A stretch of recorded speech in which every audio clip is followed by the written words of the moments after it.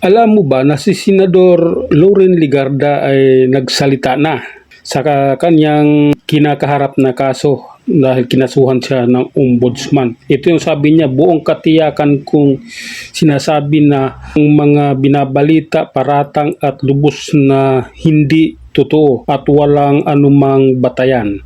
Walang pundo ng bayan na sangkot. Handa kaming ilahad ang katotohanan, Senador Loren Legarda. Di ba? Talagang malinis naman talaga siya. Wala naman siyang kaya lang siya nadamay or kinasuhan dahil nga kakampi siya. Nila nasa kalaban sila. Kalaban sila ng administrasyon, kaya kailangan silang ligpitin. At ang naatasang magligpit sa kanila ay si Remulla, yung nandun ngayon sa ombudsman. Kaya yan dyan na napunta dahil ang kanyang tungkulin ay lipulin ang mga kalaban ni Marcos. Sila si Senador Bato, si Senador Bongo, si Senador Marcolita, Senador Cayetano, ito si Senador Legarda. Yan.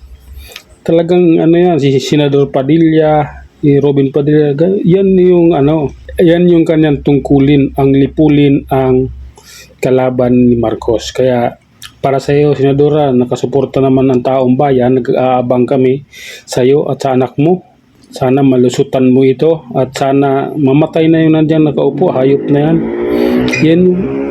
Yan yung kalaban natin, yung nandiyan nakaupo. Kaya tara, nakikiisa kami, nakikiramay kami sa mga pangyayaring nagaganap sa iyo at sa buong pamilya mo dahil alam naman namin yung katotohanan.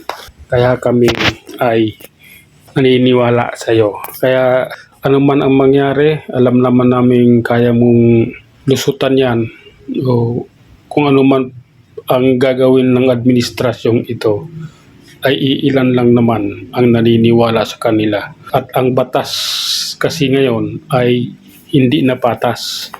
Ang batas ngayon ay nauutusan at may pinapanigan.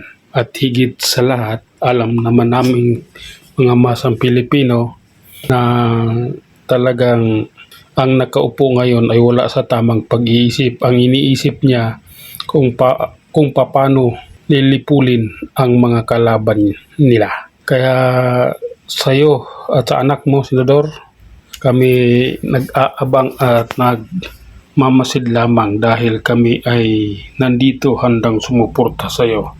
Hindi lang kami, kundi ang buong bansang ito. Yun lang muna, hanggang sa muli, maraming salamat.